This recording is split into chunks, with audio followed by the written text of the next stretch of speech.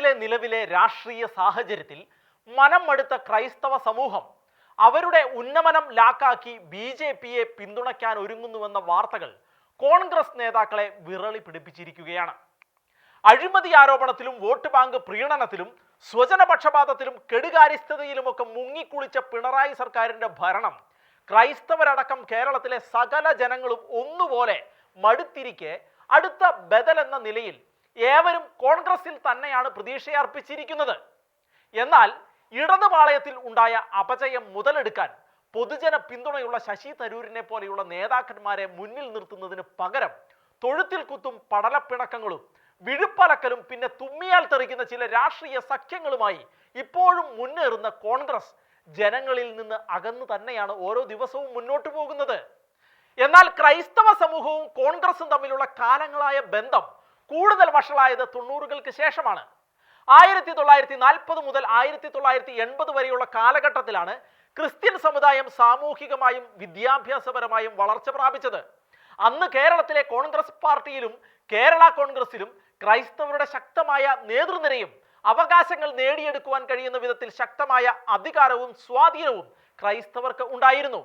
90 കാലഘട്ടത്തിൽ ചില മതരാഷ്ട്രീയ സഖ്യങ്ങൾ കോൺഗ്രസിനെ തങ്ങളുടെ ഹെവി ലോഡായ വോട്ട് ബാങ്കുകൾ കാട്ടി ഹൈജാക്ക് ചെയ്യുകയും ചെയ്തപ്പോഴാണ് പാർശ്വവൽക്കരിക്കപ്പെട്ടു തുടങ്ങിയ ക്രൈസ്തവ സമൂഹം കോൺഗ്രസുമായി കാലങ്ങളായി ആരോഗ്യപരമായി കാത്തു സൂക്ഷിച്ചിരുന്ന ബന്ധത്തിൽ വിള്ളലുകൾ വീണു തുടങ്ങിയത്. ക്രൈസ്തവ സമൂഹത്തെ നിരന്തരമായി അവഗണിച്ച് മുന്നോട്ട് പോകുന്നത് കൂടാതെ ആർക്കൊക്കെയോ വേണ്ടി ക്രൈസ്തവ സമൂഹത്തെ പരസ്യമായി പ്രതിക്കൂട്ടിൽ നിർത്തി ആക്ഷേപിക്കുന്ന തലത്തിലേക്കും കോൺഗ്രസ് പലപ്പോഴും തരം താണത് ക്രൈസ്തവരെ ഏറെ വേദനിപ്പിച്ച കാര്യമാണ്. ലവ് ജിഹാദ്, നാർക്കോട്ടിക് ജിഹാദ് എന്നീ കെണികളെ കുറിച്ച് തന്റെ ഇടവകയിലെ ജനങ്ങൾക്ക് ഗുണദോഷം പറഞ്ഞു കൊടുത്തതിന് പാലാ ബിഷപ്പിനെ വർഗീയവാദി എന്ന് വിളിച്ച യൂത്ത് കോൺഗ്രസ് നേതാവിനെ അക്കാര്യത്തിൽ പ്രോത്സാഹിപ്പിക്കുകയല്ലാതെ തിരുത്താൻ കോൺഗ്രസ് തുനിഞ്ഞില്ല എന്നതും ക്രൈസ്തവർക്ക് മനോവിഷമം ഉണ്ടാക്കിയ മറ്റൊരു കാര്യമാണ്. സുറിയാനി ക്രിസ്ത്യാനികൾ അടക്കമുള്ളവർക്ക് കേരള കേന്ദ്ര സർക്കാർ ജോലികളിൽ പ്രൊഫഷണൽ വിദ്യാഭ്യാസ മേഖലകളിൽ 10% സംവരണം കൊണ്ടുവന്നപ്പോൾ അതിനെ നഖശികാന്തം എതിർത്തതും 80-20 ന്യൂനപക്ഷ സംവരണം അങ്ങനെ തന്നെ നിർത്തണമെന്നും ഒരിക്കലും ജനസംഖ്യാ അനുപാതം അനുസരിച്ച് 59-41 എന്ന അനുപാതത്തിൽ അവകാശം ക്രിസ്ത്യാനിക്ക് കൊടുക്കരുത് എന്നും വാദിച്ചത് കോൺഗ്രസും ലീഗും ഒരുമിച്ചായിരുന്നു.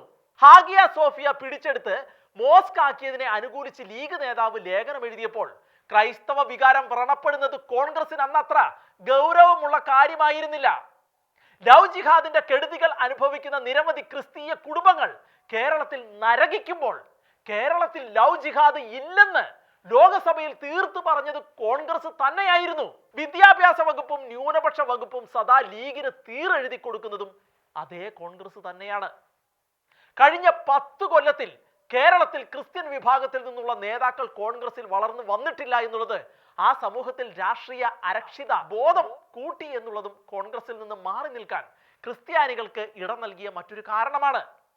എന്നാൽ ഈ മേഖലകളിൽ അനിവാര്യമായ തിരുത്തലുകൾക്ക് കോൺഗ്രസ് തയ്യാറായാൽ കേരളമൊട്ടുക്കുമുള്ള ക്രൈസ്തവ സമൂഹം കോൺഗ്രസിനൊപ്പം നിൽക്കുമെന്ന കാര്യത്തിൽ കോൺഗ്രസിന് ആശങ്ക വേണ്ട.